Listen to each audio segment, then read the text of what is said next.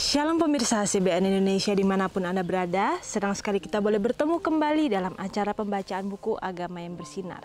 Pada saat ini kita sudah memasuki halaman yang ke-224 yang berjudul Malaikat Bersukacita dengan Manusia dalam Mencari yang Hilang. Dan saya undang pemirsa di rumah untuk kita boleh sama-sama membuka Alkitab kita di dalam Lukas 15 ayat 10. Aku berkata kepadamu, demikian juga akan ada sukacita pada malaikat-malaikat Tuhan karena satu orang berdosa yang bertobat. Dan kita sama-sama mendengarkan pokok pembicaraannya. Ada lebih banyak sukacita di hadapan para malaikat di surga atas satu orang berdosa yang bertobat daripada lebih dari 99 orang yang benar yang tidak membutuhkan pertobatan. Ada sukacita bersama Bapa dan bersama Kristus. Seluruh surga tertarik pada keselamatan manusia. Dia yang berperan dalam menyelamatkan jiwa bersukacita. Karena para malaikat Tuhan telah menyaksikan usahanya dengan penuh minat dan bersukacita bersamanya atas keberhasilannya. Tertulis dalam buku Testimonies for the Church jilid 4 halaman 264. Jadi bagaimana di sini dikatakan bahwa Tuhan itu sangat menghargai satu orang yang mau bertobat daripada 99 orang yang dikatakan sudah benar tetapi mereka tidak mau bertobat setiap hari. Jadi bagaimana satu jiwa ini diibaratkan sama seperti satu domba. Kita tahu bahwa dalam perumpamaan ada satu domba yang hilang, satu domba yang mungkin mereka nakal, jadi mereka melarikan diri dari kawanannya. Tetapi Tuhan kita, Bapa kita yang penuh kasih itu dikatakan ia tidak pernah meninggalkan satu dombanya itu. Ia akan terus mencari sebagai gembala yang baik, ia akan mencari dombanya. Bahkan ia rela untuk meninggalkannya 99 karena mereka sudah berada di tempat yang baik dan benar. Dan di sini juga dikatakan bahwa ada sukacita bersama Bapa dan bersama Kristus. Jadi bagaimana sukacita yang Kristus rasakan ketika satu orang bertobat dan kembali kepadanya. Jadi bagaimana ia merasa bahwa segala pengorbanan yang ia lakukan adalah bukan pengorbanan yang sia-sia. Jadi bagaimana di sini juga dikatakan bahwa para malaikat-malaikat pun dikatakan juga merasakan sukacita yang sangat luar biasa karena pertobatan satu orang tersebut. Dan di sini juga dikatakan bahwa seluruh surga tertarik pada keselamatan manusia. Jadi bagaimana keselamatan manusia itu adalah pokok utama atau fokus yang diberikan oleh para malaikat ketika Yesus berada di dunia ini. Karena ketika Yesus berada di dunia ini, kita tahu bahwa ia yang adalah raja di atas segala raja. Ia datang rela untuk meninggalkan tahtanya, meninggalkan kedudukannya, kenyamanannya, untuk memberikan kepada manusia sebuah pengharapan, memberikan sebuah pengorbanan dari dalam dirinya sendiri, sehingga ia bisa memberikan sebuah pengharapan atau pertobatan di dalam setiap hati manusia. Tetapi itu tidak akan bisa terjadi ketika manusia itu tidak mau menggunakan kebebasan memilihnya untuk memilih pilihan-pilihan yang benar. Dan di sini kita diingatkan kembali bahwa ketika kita adalah manusia yang mungkin melakukan banyak kesalahan dalam kehidupan kita. Tidak ada manusia yang sempurna di dunia ini. Semua kita pasti pernah melakukan kesalahan. Dan ketika kita tahu kita melakukan kesalahan, karena kita kembali kepada hukum-hukum Tuhan, kita melihat bagaimana kasih yang Tuhan sudah berikan itu. Apakah kita mau mengabaikan kasih yang Tuhan sudah berikan itu? Lalu kita mengabaikan kebaikan dan pengorbanan yang ia sudah berikan dalam kehidupan kita?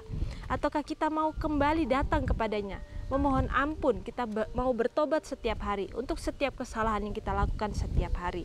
Dan ketika kita mau untuk memperbaiki diri kita hari demi hari, kita mau untuk meminta karakter Tuhan itu untuk ada dalam kehidupan kita, meminta bantuan daripada Bapa kita yang penuh kasih itu untuk mempunyai karakter-karakter yang ia sudah contohkan ketika ia berada di dunia ini.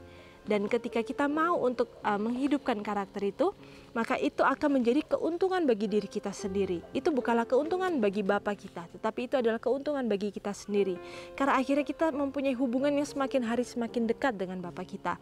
Dan ketika kita mempunyai hubungan yang erat dengan Bapa kita, maka visi dan misi apa yang ia sudah tunjukkan di dunia ini, itulah yang akan menjadi visi dan misi kita. Bagaimana kita juga mempunyai sebuah kerinduan untuk menyampaikan kasih Tuhan itu kepada orang-orang lain yang mungkin saat ini belum mendapatkan kesempatan untuk bertobat. Tetapi melalui kehidupan kita lah, kita bisa berbicara lebih lantang. Melalui setiap perbuatan kasih kita yang kita bisa tunjukkan kepada orang-orang yang mungkin belum mengenal Tuhan, atau yang orang-orang yang berada di lingkungan sekitar kita, disitulah kita boleh menjadi berkat bagi mereka, dan mereka boleh mengenal siapa Bapa kita. Dan ketika itulah dikatakan malaikat surga pun ikut bersuka cita. Dan di sini dikatakan karena para malaikat Tuhan telah menyaksikan usaha daripada Bapa kita itu untuk memberikan kepada kita sebuah pengharapan tersebut. Lalu di sini juga dikatakan bahwa manusia masih saja merupakan sasaran ingatan surga, sama dengan ketika rakyat jelata yang mempunyai pekerjaan biasa saja dahulu bertemu dengan malaikat-malaikat pada siang hari dan berbicara dengan utusan surgawi di kebun anggur dan di ladang. Bagi kita dalam suasana hidup yang serba sederhana, surga boleh jadi dekat sekali. Malaikat-malaikat surga akan menyertai setiap langkah orang-orang yang datang dan pergi melaksanakan perintah Tuhan. Tertulis dalam buku Alfa dan Omega jilid 5 halaman 39. Jadi bagaimana di sini dikatakan bahwa manusia masih sama merupakan sasaran ingatan daripada surga. Jadi bagaimana kita diingatkan kembali bahwa kita ini adalah sasaran ingatan daripada surga. Surga itu tidak pernah jauh daripada kita, tetapi seringkali kitalah yang menjauhkan diri daripada surga itu sendiri dengan pilihan-pilihan kita yang hanya mementingkan kepentingan kita sendiri. Seringkali dalam kehidupan kita hanya mengutamakan apa yang kita pikir itu adalah yang terbaik untuk kita, apa yang mengenakan kehidupan kita atau kenyamanan kita saja. Tetapi seringkali kita lupa meminta hikmat daripada Tuhan, atau meminta supaya Tuhanlah yang memilih setiap pilihan kita dalam kehidupan sehari-hari kita. Dan di sini dikatakan bahwa bagi kita dalam suasana hidup yang serba sederhana, dikatakan surga boleh jadi sangat dekat sekali. Jadi bagaimana dikatakan bahwa surga itu bisa menjadi sangat dekat sekali dengan kita, karena kita mempunyai pengalaman bagaimana berjalan bersama dengan Tuhan. Ketika kita tidak mempunyai pengalaman untuk mau menghidupkan karakter-karakter Tuhan itu, mau untuk menghidupkan setiap kebaikan, setiap kasih yang Ia sudah tunjukkan atau Ia sudah contohkan di dunia ini, maka kita tidak akan mengerti bagaimana kasih surga itu boleh ada dalam kehidupan kita. Karena kita tidak akan mengerti bagaimana kasih yang mengorbankan diri tetapi tidak meminta balasan kembali. Dan itu akan kita bisa mengerti ketika kita mempunyai hubungan yang erat dengan Bapa kita. Karena ketika kita mempunyai hubungan yang erat dengan dunia, maka itu adalah sebuah kebodohan di mata dunia. Karena kita tidak mementingkan kepentingan kita sendiri. Tetapi ketika kita mau untuk mempunyai pengalaman berjalan bersama dengan Tuhan itu, maka itu adalah sebuah kebahagiaan atau kesukacitaan. Karena kita bisa untuk melakukan sebuah pengorbanan untuk orang lain, tetapi itu kita tidak merasa adalah sebuah beban, tetapi kita merasa itu adalah sebuah berkat yang Tuhan telah titipkan dalam kehidupan kita. Karena kita sadar setiap talenta, setiap berkat yang Tuhan berikan kepada kita, itu adalah talenta yang dititipkan kepada kita. Dan kita ini adalah penata layannya yang diwajibkan oleh Tuhan untuk kita memberikan hasil daripada segala titipannya itu. Jadi bagaimana dalam setiap langkah kehidupan kita kembali diingatkan supaya kita mau untuk memilih jalan yang baik dan benar, jalan yang Tuhan sudah rancangkan dalam kehidupan kita, sehingga dalam kehidupan itu kita tidak terombang-ambing oleh keinginan-keinginan yang dunia tawarkan. Dan di sini juga dikatakan bahwa malaikat surga akan menyertai setiap langkah orang-orang yang datang dan pergi melaksanakan perintah Tuhan.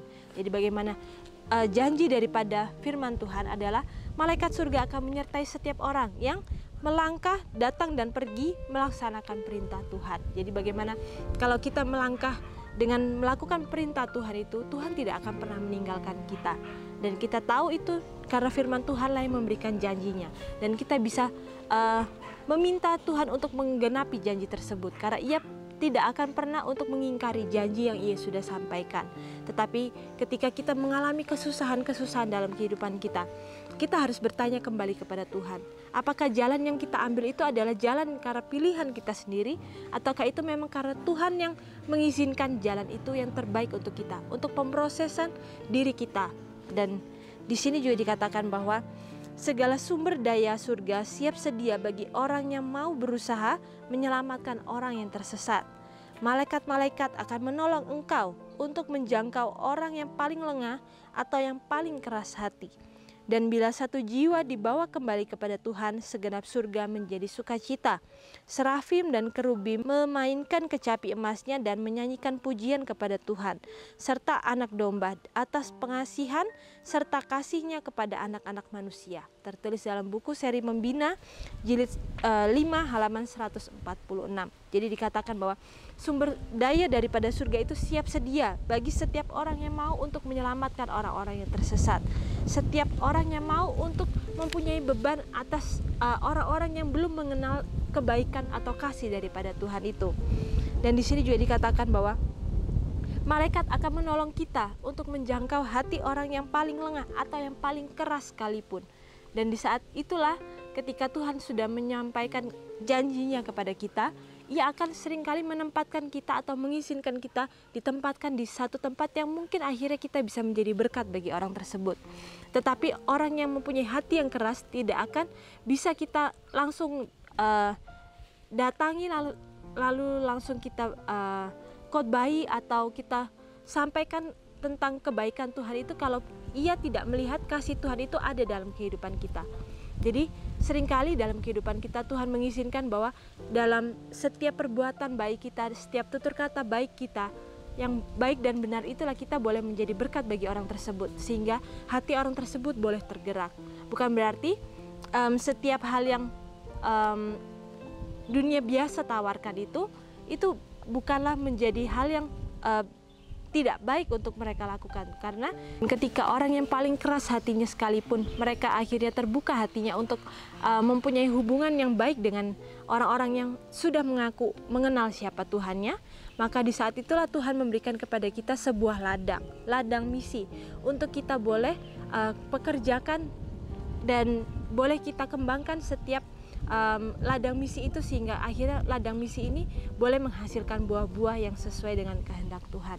Dan di saat itulah kita akhirnya bisa dikatakan kita bisa menjadi berkat bagi orang tersebut dan surga akhirnya bisa bersuka cita. Lalu di sini juga dikatakan bahwa kasih Tuhan kepada anak-anak manusia itu dikatakan itulah yang membuat hatinya akhirnya tergerak. Bagaimana kita juga mempunyai sebuah kerinduan untuk tergerak hati kita untuk mempunyai beban dan visi dan misi yang sama dengan apa yang Tuhan sudah sampaikan ketika Ia berada di dunia ini. Dan biarlah pelajaran yang begitu singkat ini boleh mengingatkan kembali kepada kita bahwa hendaklah kita bersuka cita ketika kita bisa dipakai Tuhan untuk menjadi berkat bagi orang lain. Dan ketika kita boleh menjadi berkat bagi orang lain, Tuhan akan selalu menyertai langkah kita karena kita mempunyai visi dan misi yang seturut dengan apa yang Tuhan inginkan. Dan biarlah firman ini boleh menjadikan pelajaran bagi kita sehingga kita boleh melakukan yang terbaik yang bisa kita lakukan untuk boleh menyampaikan kabar baik atau pengharapan itu kepada orang-orang yang belum mengenal Tuhan,